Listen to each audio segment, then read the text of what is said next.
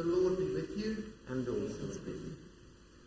Good morning. Welcome to St. Patrick's Gravestones. Would you like to sit, please?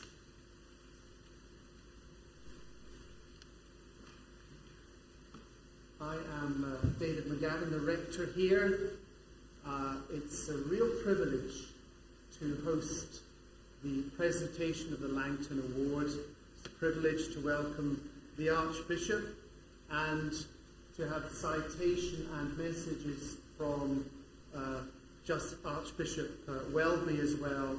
And I know that people, Margaret, are looking in from near and far to be a part of this really important occasion and to share some of the reflected light of your work and witness in very challenging circumstances, but producing great hope and encouragement and support for so many people over the years. So we're here to celebrate that, to welcome you and everyone who is with us and watching as well.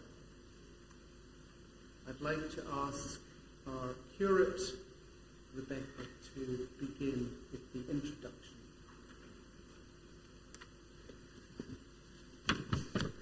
These words of introduction come from the Archbishop of Canterbury, Justin Welby.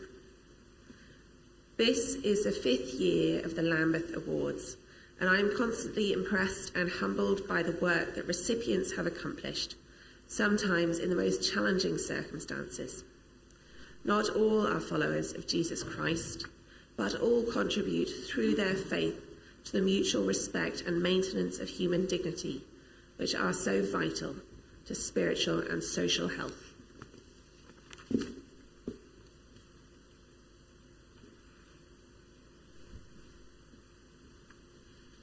The recipients include people from New Zealand, Kenya and the USA, as well as a number of others in the UK and 3 in Ireland, Dr Margaret Kennedy and Bishops Donal McKeown and Kenneth Good. The awards are usually presented at a ceremony at Lambeth Palace, which this year had to be cancelled due to COVID-19. 32 awards were given this year to people from across the church and beyond in fields including evangelism, the religious life, safeguarding, ecumenism, theology, and interfaith relations. We're going to have some music now. Unfortunately, we can't all sing in heartily, but I'm going to ask Margaret to introduce the hymn. Good morning, everybody, and I'm really delighted to have my friends and family with me today, and good morning, everyone online who are here to celebrate with me. I have chosen the first hymn, Here I Am, Lord, for a very special reason, and I'll tell you about that after we hear it and sing it, because I want you to see the words, and I want you to note the words really carefully. They're very important to me. Thank you.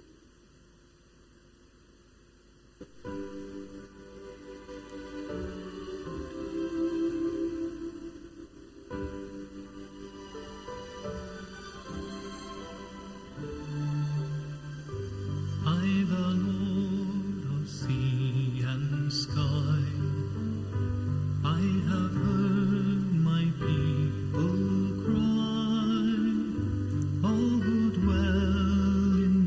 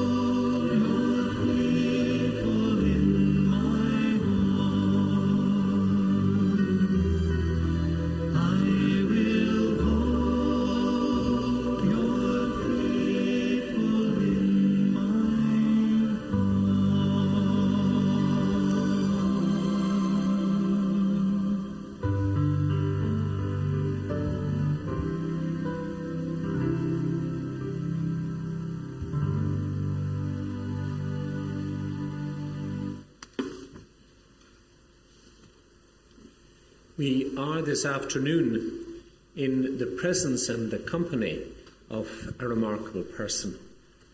And those of you who are here and those of you who know Margaret in a whole range of contexts and circumstances don't need me to tell you that. But I'm nonetheless delighted to be in a position to say so. This occasion is very much about Margaret, about her work, her tenacity, her compassion, her sense of drive, her commitment, and her delivery. And so I would really like to give Margaret an opportunity now to say something about her work, to give us some sort of picture and context of that. And the afternoon in that way very much begins and works its way through with Margaret to give us a flavour of the amazing person that she is, an amazingness that has been recognised by the Archbishop of Canterbury and his gift of the Langton Award to her. So Margaret, I'm delighted to be here and to give you the opportunity now to speak and to lead us through. Thank you very much. I'm really very delighted and honoured that you came down to Greystones to be with us all and to be with me on this very special day. I want to tell you first about this hymn, because when I started this work in clergy abuse and in child abuse in Christian families and homes, I was a wreck. I mean, I remember the first time I started thinking about my own life and my own experiences. I had some uncomfortable experiences as a child, and it made me think about that, and it made me think about the hardships. And then later on I had some even more uncomfortable experience with an Anglican clergyman in the UK, where I lived and worked with for over 40 years. And at the point of thinking about how I should deal with the anger that I felt at the time about the abuses I had experienced, I went to a priest to ask for help with that, because I was a committed Christian at that point. And I said, well, you can't really be angry if you're a Christian, can you? I've since learned that you can, actually. But anyway, at that point I didn't know that. And I'm afraid the priests weren't very helpful. One told me that I should go to confession to confess my sins of impurity, which I didn't think was terribly helpful. And the other one told me to go and see a psychiatrist, but I didn't think that was helpful either. So I said, we can't have this, we have to have a different response. And that was when CSSA started. Because I went to an Anglican priest in the UK and I said, Doug Heisa, in Hackney, East London, I said, Doug, we've got to respond better, we can't respond like that. So he said, Margaret, I have a few people that I've been seeing recently. Maybe you should all meet up. So we all met up. There was about 4 of us. That was all. And he said, I can find you a room in the local hospital, which is going to be demolished.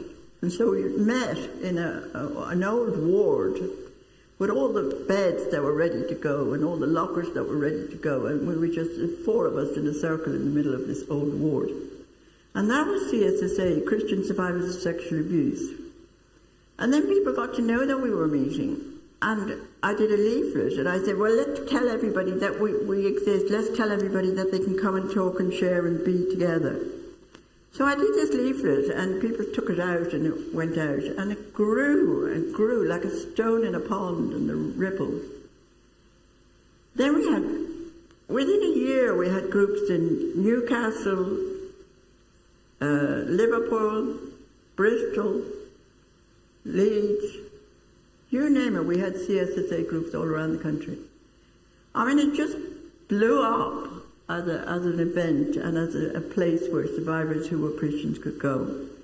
It's very hard to be a survivor and a Christian, and to be abused in a Christian family is very, very hard. And to be abused by a clergy person is incredibly hard. This is the person who represents God.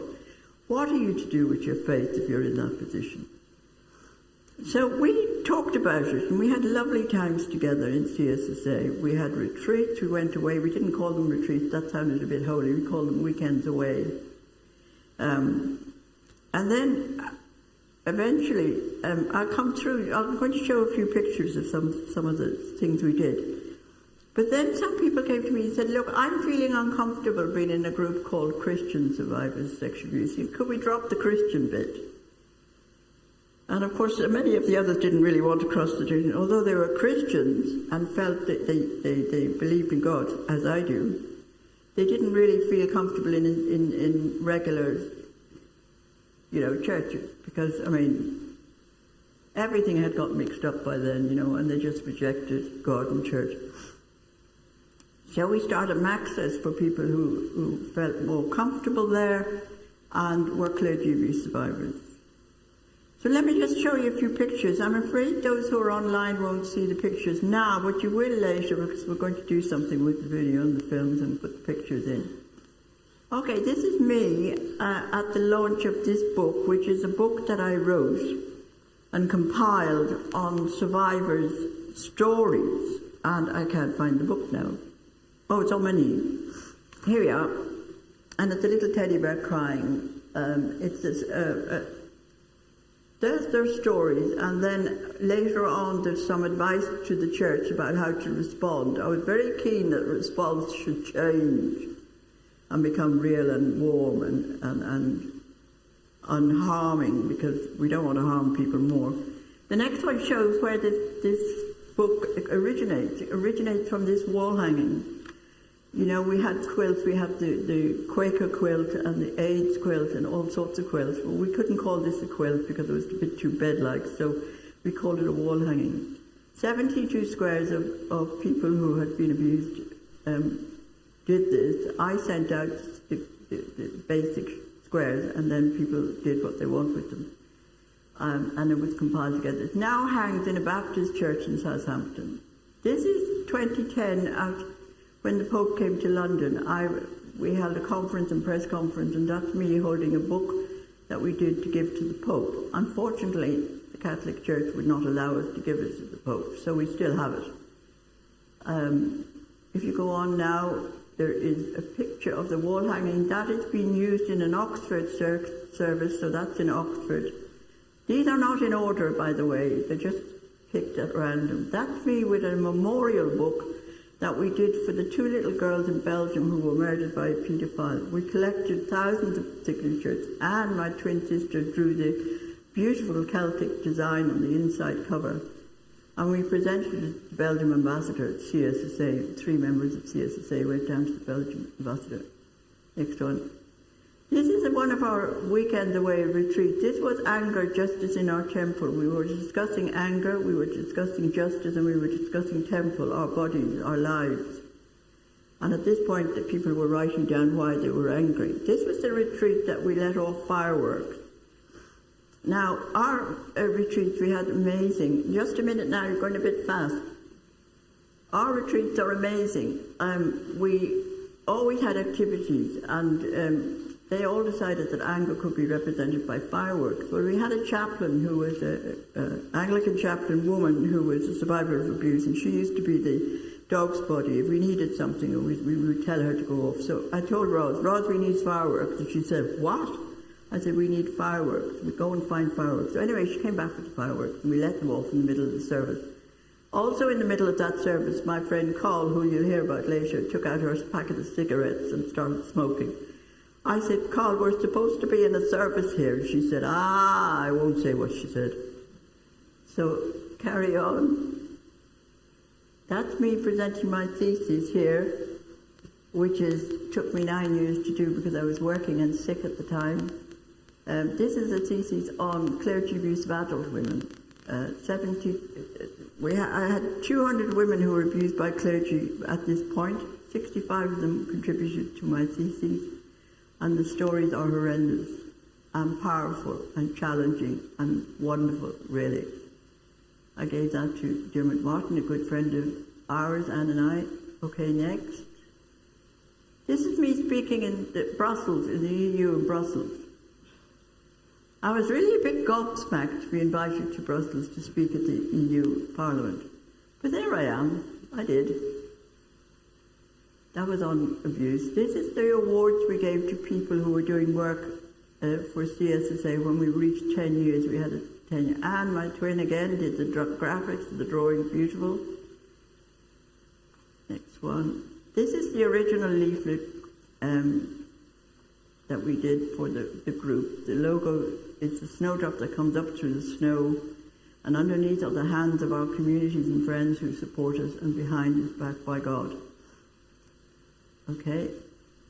Another retreat, we build little islands and who we'd want on the islands and what we'd take on the islands, yes. This was a service we were going to do to knock down a wall. And one of the survivors came to my flat and she said, Margaret, I got something for Sunday. And I said, what have you got? She said, I've got this. And she came up with this demolition. I said, where did you get that? She said, I nicked it off a demolition site. And she brought the hard hat. It was very good. It was very helpful. Very useful. Carry on. This was Westminster Cathedral, the first and only service ever taking part in Westminster Cathedral on survivors, for survivors of abuse. 500 survivors of abuse turned up. It was 1994, never been one since, probably never will be another one. The service title was Why Do We Weep? People were given teardrops as they came in and they had to write down, well they didn't have to, but they wrote down why they wept. Very moving. We made this into a little book.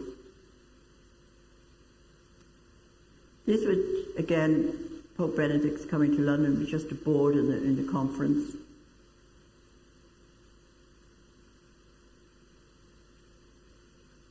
That's the book. It's concertinas out. It's folded over and over. It's a lovely book. That's Alana Lawrence, who it was the bookbinder. She's now a Methodist minister. Survivors, she'll be talking later. This is another weekend away. This was our journey, where we were on the journey and what we'd had to surmount and overcome. These are the magazines we did quarterly, one for MACSAS and one for CSSA. This was, we presented a document to Baroness Cumberledge when the Cumberledge Commission for the Catholic Church was sitting, and we presented.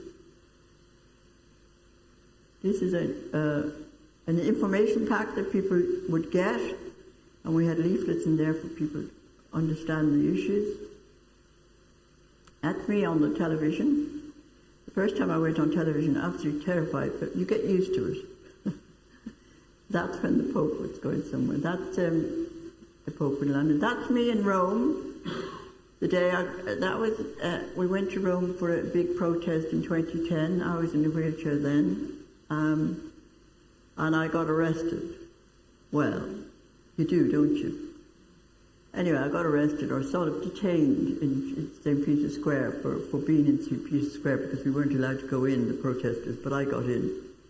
So, well, my passport was taken and I was held for a while. Interesting. Okay, carry on. Now this is the book. Because we couldn't give it to the Pope, we tried the Archbishop, we tried the Papal Nuncio, we tried the Catholic Safeguarding Committee, but none of them would let us give the book to the Pope. So the Pope was going to go down to Westminster Abbey, your building, your friend's building. And so I went down there and I said, okay, we can't give it to the Pope, but we'll give it to God, and we'll give it to whoever will listen to the survivors who wrote their stories in this book. So that's what we did. That's what I did. I nearly got arrested there. I was nearly accused of breaching the peace. There's outside Westminster Cathedral on the same occasion. These are the reports we gave to the Nolan Committee, which was the start of the Catholic Church's safeguarding in England. That's the wall we broke down with the demolition notice. Everybody came up and just kicked it down. That's me letting off 200 balloons at a service at Sheffield Cathedral of what we wanted to let go of. So in the service in Sheffield Cathedral, they had papered balloons, and outside we let them all off. That was another document we did for education services, telling people what to do and what not to do, sort of thing. That's me in the Westminster Cathedral service. That's Bishop Guzzelli, my lovely bishop in East London. He used to tell me how he used to break into houses when he was younger. Perhaps not a very good little boy, but he was certainly a lovely bishop. And this is the crowd in Westminster Cathedral, Cardinal Hume, there's an Anglican guy there, and there's a Methodist leader, and the woman in front is an Anglican priest. Unfortunately, she died, she got MS. And we had 500 that day. It was an absolutely amazing experience. I mean, it was just unbelievably amazing to be able to witness to all our work and the pain. So that just gives a flavour of what we did. And, you know, it was very hard because in the early 90s, nobody wanted to know. So I guess that's why I sort of got a medal. Okay, so that's my little slideshow of what I did, but it means an awful lot to me because I did do it out of real care and love for the people that I worked with. We had a ball, you know, and you might not think that this is hard work and horrible stuff, but no, we had a ball. We played, we loved each other, we faced the horrors together, and it was absolutely fantastic. I missed them enormously. Thank you.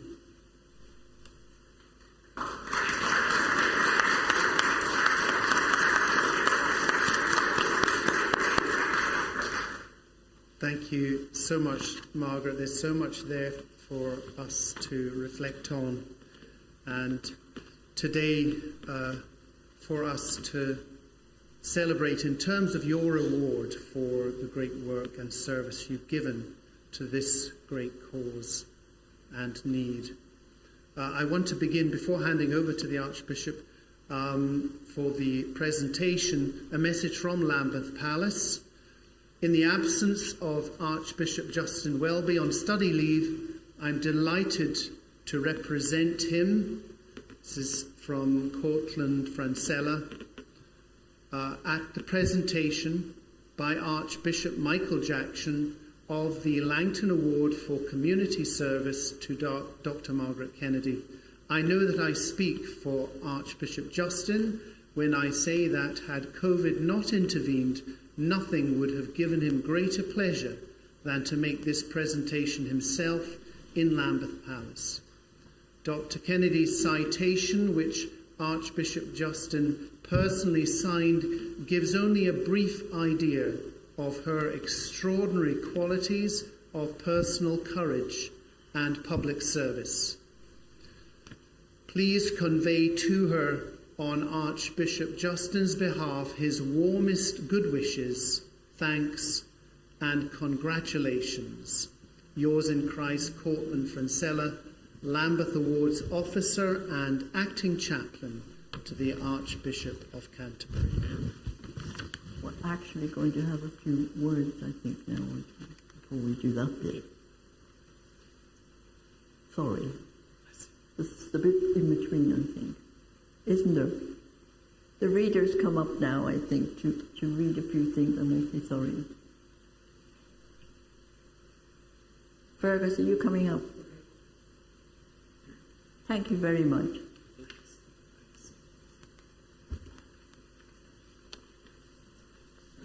These are, some people sent me messages, and they're really rather lovely and very moving, and I have to say that I'm choked when I hear them. So my sister Elizabeth and my very good volunteer friend Denise and Fergus, a good friend and advocate, are going to read and my sister are going to read the messages of celebration and support. This message comes from Dr. Leslie Orr. I first became aware of Margaret's work during the 1990s when I coordinated an action research project about violence and abuse of women in Christian contexts. Later, I remember hearing her speak at the Violence, Abuse and Women's Citizenship Conference held in Brighton in 1996. The focus, passion and clarity of her presentation made a big impact on me, and those qualities have been central to her pioneering leadership and advocacy throughout Margaret's life of commitment to justice and rights for survivors of abuse. She has been tenacious and persistent, bold and brave in speaking truth to power. Margaret doesn't let those who are in positions of trust and authority off the hook. She has always known how to make a nuisance of herself, naming uncomfortable truths about patriarchal privilege, dysfunctional religious hierarchies, abusive systems and structures, making bishops and the medical establishment squirm without fear or favour. The importance of CSSA and MACSAS, coordinated and driven by Margaret with other survivors, cannot be overestimated. Her groundbreaking feminist research and doctoral thesis likewise deserves much wider recognition, and more to the point, action in response. Solidarity, compassion and accountability have been the heartbeats sustaining this necessary, transformative but draining work of love for decades. We, who are Margaret's sisters and brothers in the struggle, owe her so much. She is an inspiration, a relentless campaigner and a loyal friend. We owe it to you, Margaret, to keep our eyes on the prize. Thanks for all that you have done and for being the unique woman you are.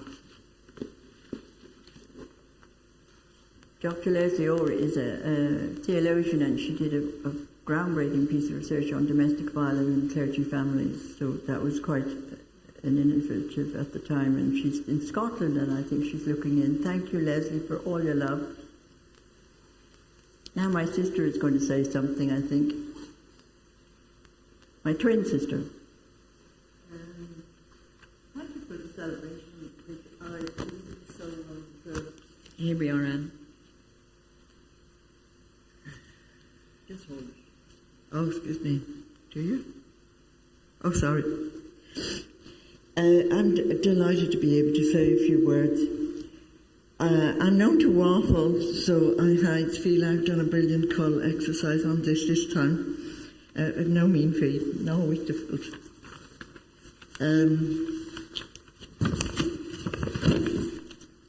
Margaret is, sorry, my glasses are bothering me now. I'll take them off. Margaret is very dear to me, but we know that's a given. And I've always acknowledged her great contribution to society and to the community of women and men who have been abused and hurt. Margaret still remains in touch with so many survivors of that part of CSSA and MACSAS. I too was sexually abused by a clergyman. There are 3 people in Dublin who assisted me to get justice. Firstly, Archbishop of Dublin, Dr Dermot Martin, a hugely respected individual in our circles, and who became a dear friend of Margaret and me. We have had great conversations, even up to the time when he retired in his residence in Dundonald. Margaret, of course, was instrumental in ferreting out my priest abuser, together with Father Tom Doyle, also a well-known activist in the field in the USA. Together they discovered my abuser in Africa, still working as a priest there. I was in hospital in 2008 in London at the time, having flown there for urgent medical care. And at the time I was incredibly ill. And she bustled into the ward in her fancy official gear, a lovely tailored pink blazer and navy trousers, and waving a sliver of paper. And we found him, she explained. She found him. And she wanted me to sit up for the photo shoot. This discovery shot and the effect, the revelation. Unfortunately, I couldn't. I was too sick. But that was okay for Margaret. And instead, she plumped the champagne in my hands and tousled my hair with coloured streamers and put her head beside me on the pillow. And we touched cheeks and smiled. Quite grim. It was actually quite a moment. Her excitement was a visible act of delight that one more abuser had been found and could now be brought to justice. I also typed and collated her PhD finding. Each new story brought debriefing from her, as I found this difficult, but all the while as I did, I learned so much and was grateful for this challenge. Understanding it all takes time, and we had that time. We had the experience to unravel cause and effect and know how to deal with it. No one offered to assist me do this. She did. That is why Margaret is more than a twin sister, now sick in arms. She is the type of supporter that makes sure that I am receiving fairness in all things. And we hope that we will continue to do the same for each other. Congratulations, Margaret, a worthy recipient of the Langton Award. Enjoy a special day and feel that her life's work has been well acknowledged. And then it always will be by myself. Thank you. Thank you, Anne. Thank you, Anne. You might know that this particular abuser, Anne's abuser, we know was a prolific abuser. He came to Ireland first. He was sent over to Ireland. We know that he was in treatment before he came to Ireland. And he was then sent to Africa, where a lot of priests are sent when they're found to be abusers. But we got a bit of justice from it. Thank you. These are the words of Alana Lawrence, a minister in the Methodist Church in Britain. I am delighted that Dr Margaret Kennedy has been recognised by the Anglican Church in England for the wonderful work she has done supporting, advocating and campaigning with and on behalf of those sexually abused in childhood and as adults by people in their families, schools, communities and churches. Margaret saved my life. The sexual exploitation and abuse I suffered as a child within my family and as a young woman by a Catholic priest brought me to the lowest point in my life in my mid-20s. I met Margaret at a conference for survivors of sexual violence and abuse in North London in 1993. She was running a small survivor group in East London called CSSA, Christian Survivors of Sexual Abuse, where 10 women met every month and formed a lifeline for each other. CSSA turned into a national network of Christian survivor groups, running retreats, workshops, campaigns, and organising annual conferences and a national service which took place every 10 years. For Margaret, this work was an expression, an outworking of her faith, her call to ministry in the church.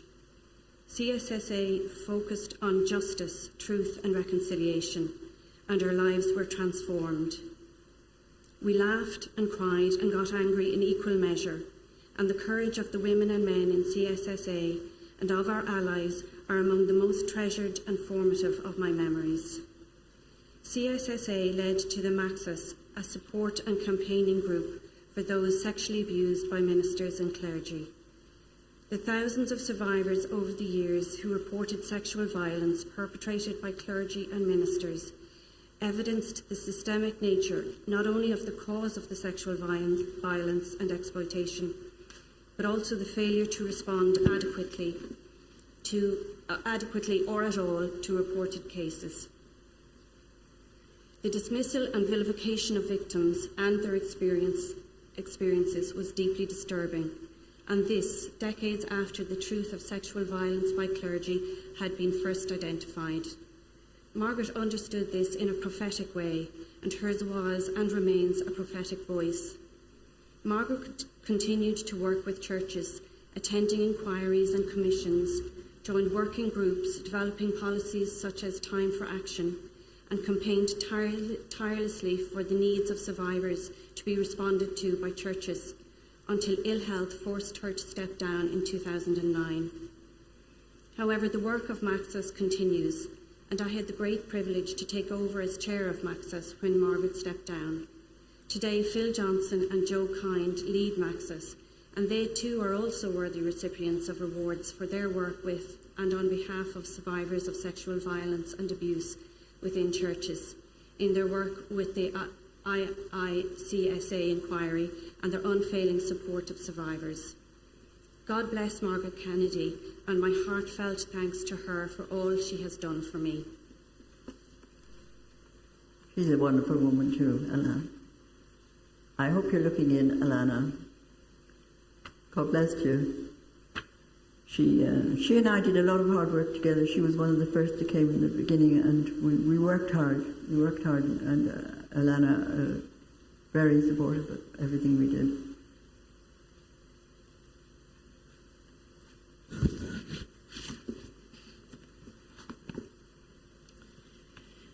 The next message is from Jenny Fassal, UK co-founder of POPAN.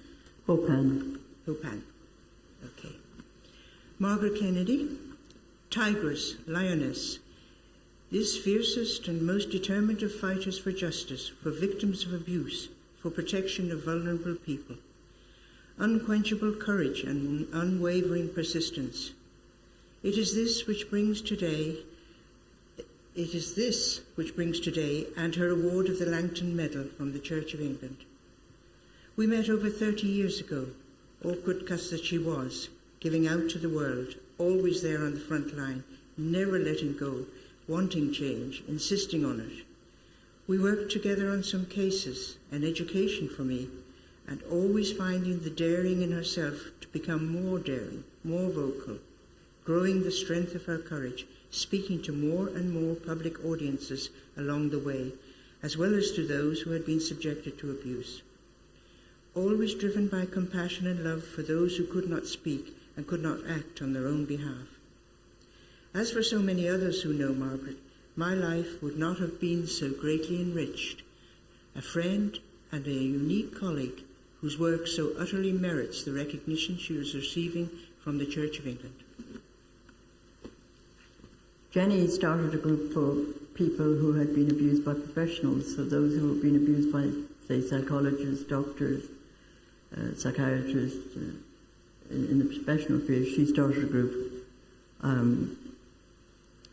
And she was a powerhouse too. I don't know what she's talking about, me being a powerhouse. She's a powerhouse too. She was a wonderful, wonderful advocate for survivors of professional abuse. Thank you, Jenny. Good morning, everybody. I've been asked to read a couple of messages. Before I do, I'd like to just say my own personal message. I should have written one and sent it to you, Margaret, and I apologise. And it's very difficult for me to say something to Margaret or about Margaret without saying something to Anne and about Anne. They're kind of a unity in my head. They're a unity on my phone. If I type the words Anne into my text messaging, Margaret comes up too. If I type the word Anne into something I'm writing, Margaret comes up as well, and vice versa. I can't write one without the other. I've known them for a couple of years only, and we've kind of stood alongside each other I've stood alongside them as they fought some very, very tough and hard battles. I've come to admire them enormously, their courage, the way they deal with pain, the humour that comes through, the way they fight like cats and dogs, and still you can see how much they love each other. And I have to say I've become really, really fond of them as well. I couldn't think of anyone who deserves an award like this more than you, Margaret. And I'm looking forward to standing up at a ceremony. My wife, who is a very accomplished artist, thinks that Anne is one of the least recognised and most underrated creative artists in the country. So I'm looking forward to starting up at another ceremony sometime soon and opening your exhibition. That's what I want to do. This is a message from Gary Schoner in Minneapolis. It says, Margaret has been a compassionate and tireless advocate for victims of abuse in religious institutions for many decades. She's been on the front lines as long as I can remember. I've known of her and her work for nearly half a century. We visited here in the States as well as in the UK and done presentations together. She's a caring and compassionate person, but is as tough as nails when it comes for fighting for victims and for change in the churches. I wasn't in a position to convey anything more than thanks, but I did present her with a mug which says, "The truth is out there. Congratulations and warmest wishes." That's from Gary Schoner. And then there is immediately a message from... Can I just say something about this mug? Uh-oh. Who Yes. did you throw it at, Margaret? This is the mug that Gary Schoner gave me, and I'll tell you when he gave it to me. He gave me this mug after I met my abuser with him. Gary was a therapist with abusers and abused people, and he facilitated me meeting my abuser, the Anglican vicar who had fled to America. I have to say that I wasn't the only one. There was about 4 or 5 women that we did know who were abused by this man. And when this guy left the room after this sort of confrontation or, sort of discussion over why did you do it, I spotted on the table this mug, and I saw some writing on it. This was the mug that my abuser had a coffee out of. And on the side it said, "The truth is out there." And I turned to Gary and I said, "You didn't give him this mug, did you?" I didn't know that was there, he said. So that's the mug. Anyway, he gave it to me. Unfortunately, it got broken, but he did give it to me. But thank you, Gary. All your wonderful work with the survivors of abuse. A real expert. He came over to London to give lectures for us too. Wonderful guy. This next little message is from Reverend Barry Osborne of the Congregational Federation. It was a privilege to work with Margaret on writing Time for Action for Churches Together in Britain and Ireland. The book, published in 2002, has continued to be a valuable resource for understanding why sexual abuse sometimes happens in a church context, as well as support for survivors of abuse. I have the greatest of respect for all that Margaret has done in this field. That book actually came out of this first book. The first book I did was The Courage to Tell. And when David Gamble, a Methodist minister, saw Courage to Tell and read the stories, he said, "We have to have action now." So that's when we did the book Time for Action. And it was an ecumenical collaboration between all the denominations, myself and because we came over and met you, didn't we, at one point? It was a lot of hard work in that book too. Thank you. This message is from Richard and Marianne Sipe. Richard Sipe and Marianne Sipe have known Margaret Kennedy for decades, and she visited us when here in the US. Richard died in August of 2018, but on behalf of both of us, I would like to congratulate Margaret on this well-deserved honour. She has been a tireless advocate for abuse victims and survivors and is so deserving of this recognition. Thinking of you and with you in spirit on this special day. Richard was a very good friend of mine. Marvellous man. He died 2 years ago and I miss him a lot. He was really, really in the forefront of clergy abuse and abuse in the Catholic Church. Amazing, amazing man. He took me to lunch in the poshest hotel you could bring someone to. I was terrified. Lovely, lovely man. And he was a psychotherapist and Marianne was a psychiatrist, I think, or the other way around. Wonderful people, did so much work. The next message is from Professor Liz Kelly from the Child and Women Abuse Studies Unit, London Metropolitan University. I met Margaret when she was working on the issue of abuse of disabled children, and we edited an edition of Child Abuse Review together. She founded MACSAS with others shortly afterwards, and I was moved by the way this group of survivors found ways to be recognised and to recognise each other in their faith communities, having a bowl and small stones that survivors could put in at the entrance to churches so they knew others were there, creating a powerful liturgy. Our most important work together was probably Margaret's PhD, which she undertook with us, exploring the sexual exploitation of adult women by Christian clergy. She broke new ground, giving language to what was wrongly referred to as affairs, naming the many abuses of office involved. She has worked tirelessly to encourage churches to face the ways children and adult women have been failed and to challenge them to do better. Today is another form of recognition she deserves. Professor Liz Kelly put me through hell. She was my mentor and supervisor for the PhD, but she made me write everything about 10 times. Thank you, Liz. You did a great job and you worked on me very hard and I worked with you very hard. I really enjoyed our work together and we got it done. Thank you very much, Liz, and for all the work you do. This is from Richard Scorer, who's the head of abuse law in a firm called Slater and Gordon. I first met Margaret around 25 years ago. She was looking for lawyers who were prepared to do battle with the Catholic Church on behalf of survivors, and through Margaret I became involved in some of the first cases in England and Wales.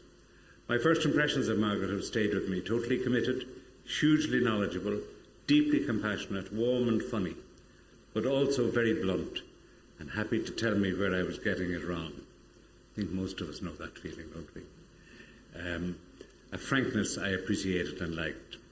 She commanded huge respect, and most of what I learned about what was going on in the Catholic Church I learned from Margaret. When I wrote a history of the Catholic abuse scandal in England a few years ago, I tried to highlight the central importance of her campaigning work.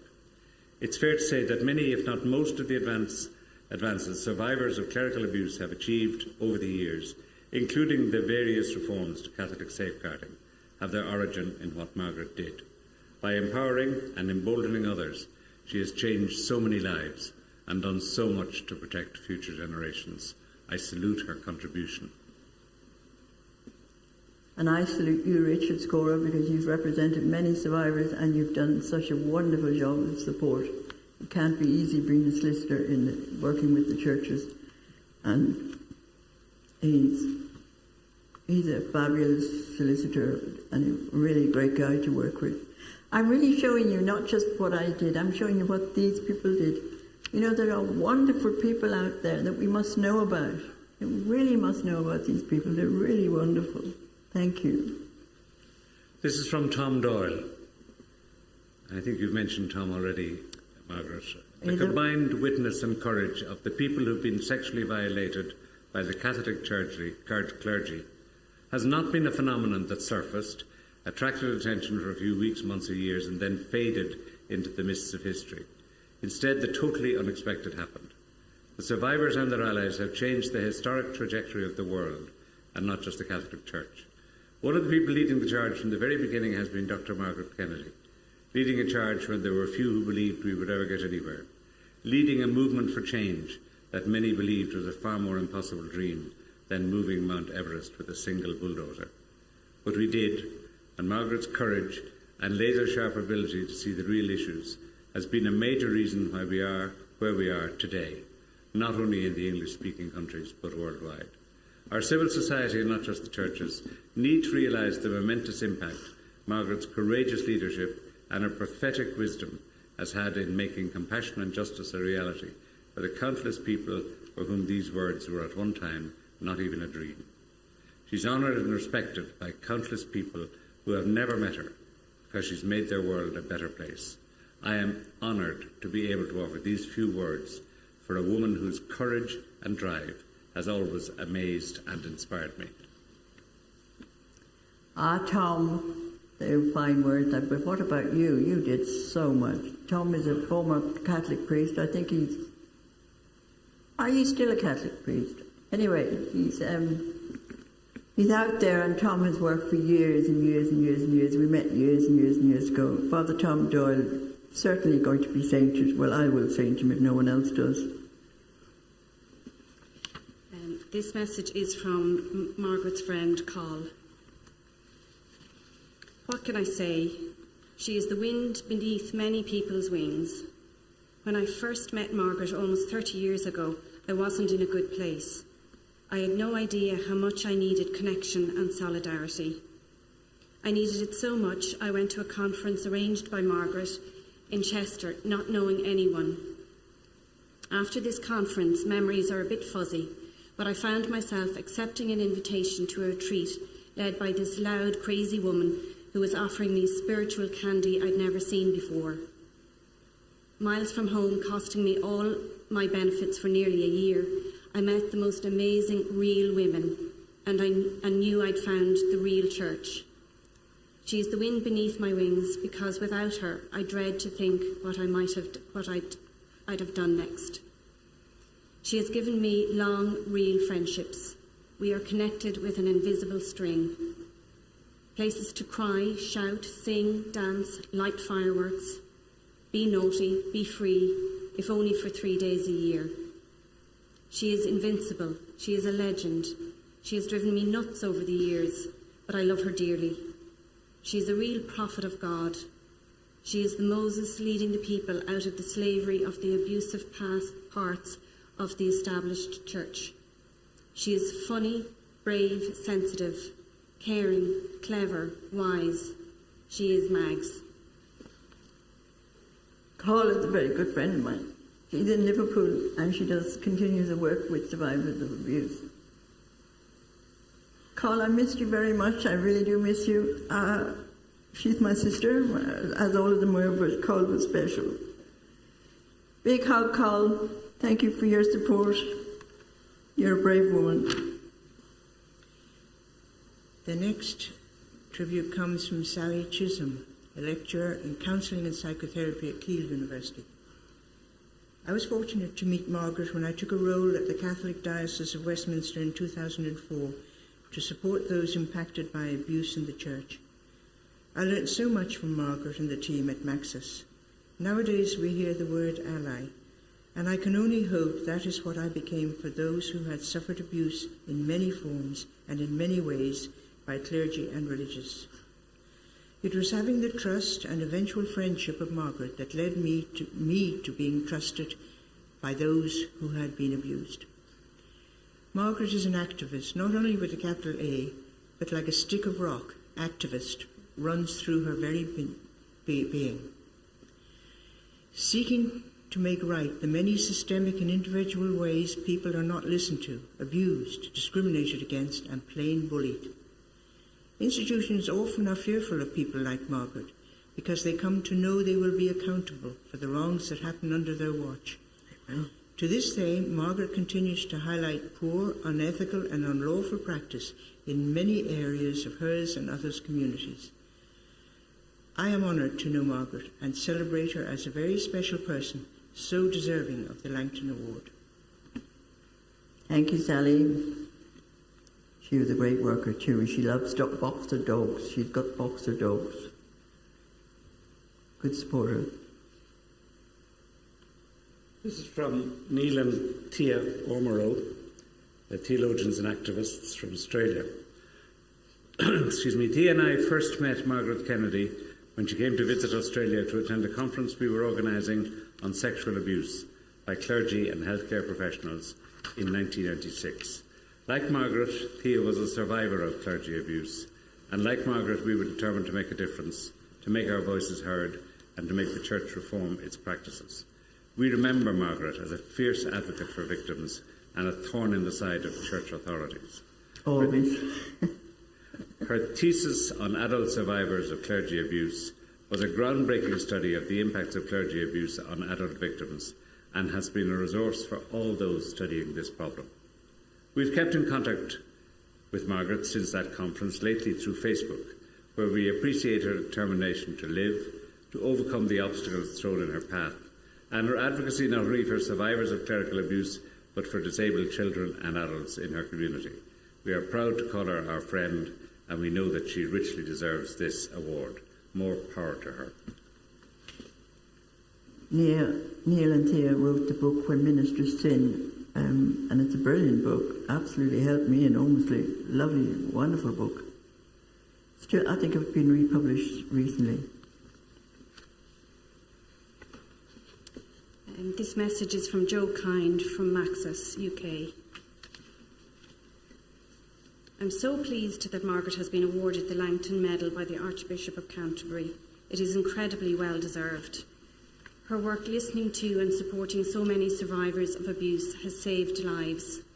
Her work to educate church leaders about the reality of the abuse of children and of adult women was groundbreaking.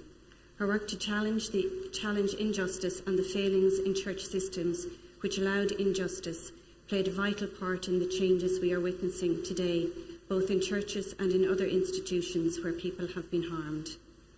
Margaret founded MACSAS, Minister and Clergy Sexual Abuse Survivors, and those of us who continue her work to support victims and survivors of church abuse are proud of her, of our association with her, and often wish we had her amazing drive and energy.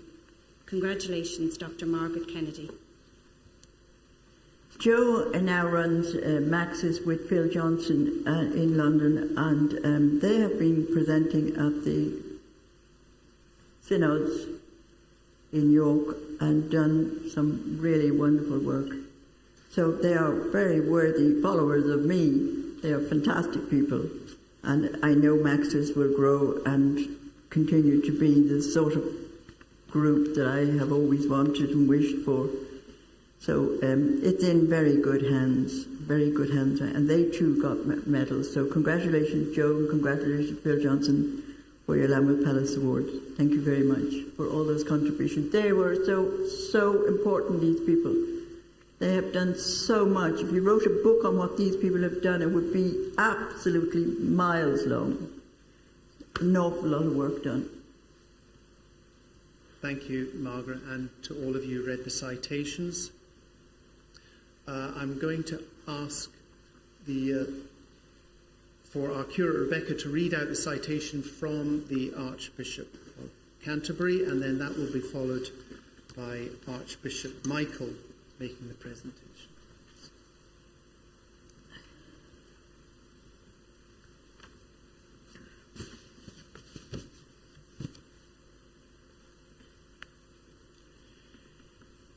The citation which has come from the Archbishop of Canterbury, I have in front of me together with the medal. Just before I say that, I would like to assure Margaret that I had a phone call from Archbishop David Martin yesterday evening. He's not in a position, unfortunately, to be here today, but he wanted to be here with you and your twin sister Anne, but he wanted me to convey to the two of you his greetings and his respect and his affection. Oh, lovely. Thank you very much, Dermot Martin. I will read what I have in front of me, which is a citation from the Archbishop of Canterbury. To Dr Margaret Kennedy, the Langton Award for Community Service, for rendering outstanding service to victims and survivors of church-related sexual abuse through founding MACSAS.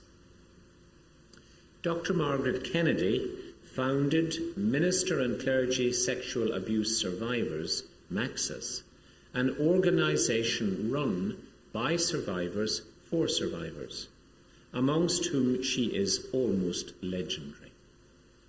Margaret set up MACSAS in the late 1990s following requests from survivors with whom Margaret had worked through Christian Survivors of Sexual Abuse, CSSA, which she had also founded in 1989. MACSAS continues to fight for changes in safeguarding practice and improved responses to survivors of church-related abuse across all Christian denominations.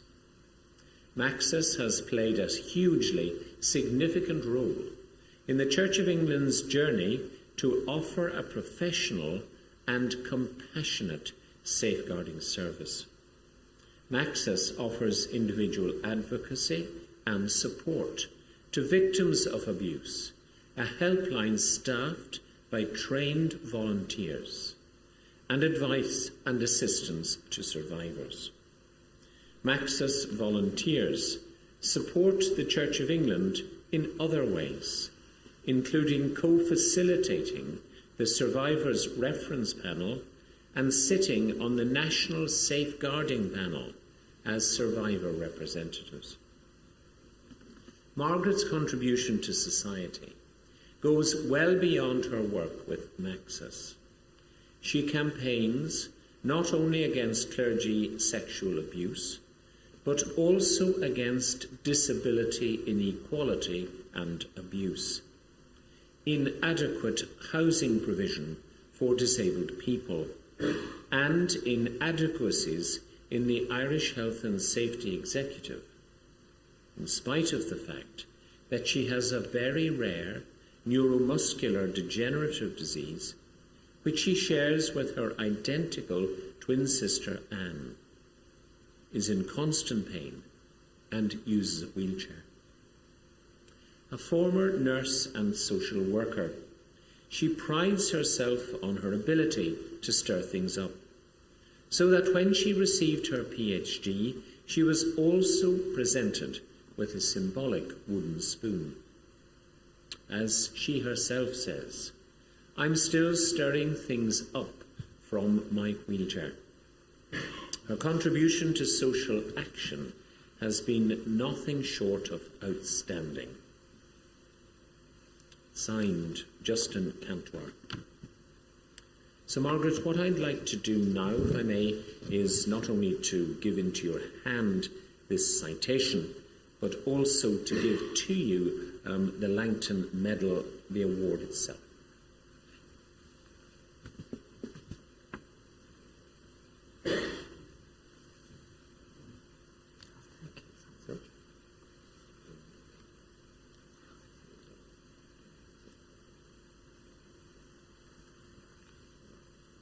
Thank you very much. Then we can go through it.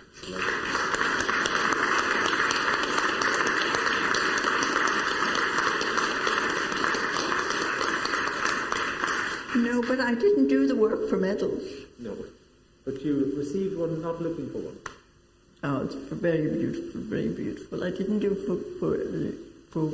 for awards. But it is nice to know that my work is respected and honoured and accepted.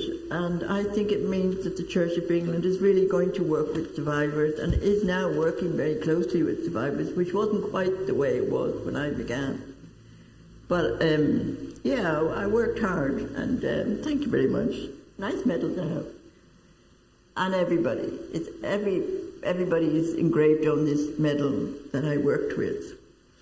And thank you very much. We have a lovely hymn now that I heard, a song that was played at my retirement, and the survivors wanted me to know that I was the wind beneath their wings, and I really love this song, so maybe we'll have it now.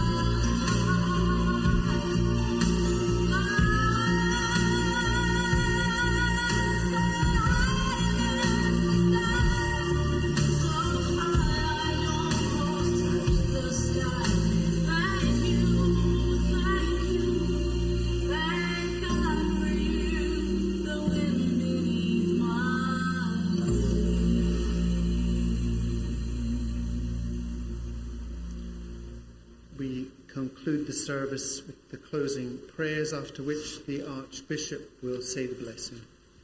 We trust that beyond the pain there can be healing, that beyond the brokenness, that beyond all the hurting, there may be peace, that beyond the silence, there may be openness, that through openness, there may be understanding, through understanding, there is love.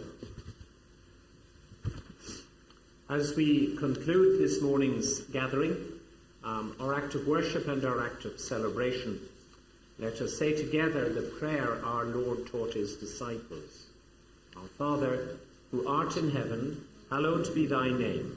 Thy kingdom come, thy will be done on earth as it is in heaven. Give us this day our daily bread, and forgive us our trespasses, as we forgive those who trespass against us.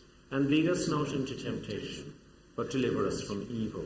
For thine is the kingdom, the power, and the glory, forever and ever. Amen.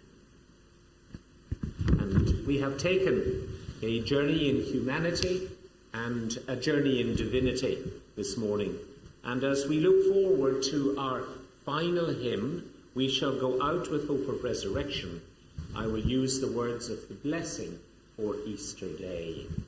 And I would ask blessing in particular on Margaret and on Anne, on all of those who have done and continue to support her work of courage, compassion, of tirelessness and of dedication, and all of you who have come here, whether virtually or in person. Your presence in any medium is vital to us for a number of really important reasons. One is to support and to honour Margaret. The other is to hear the voices of those whom she carries in her heart, in her words, and in everything that she does.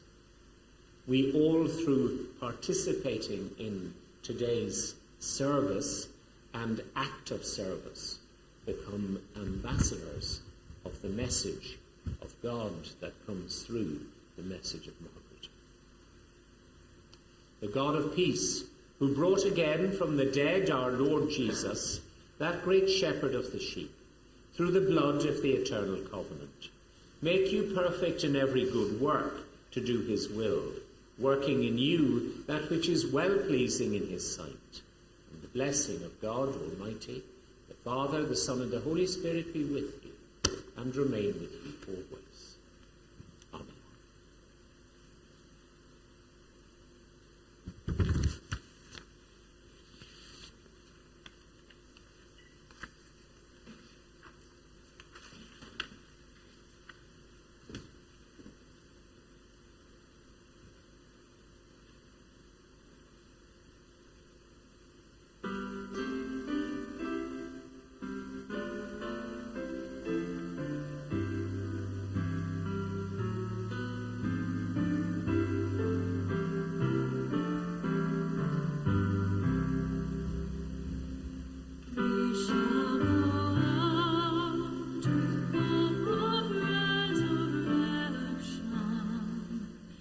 Shall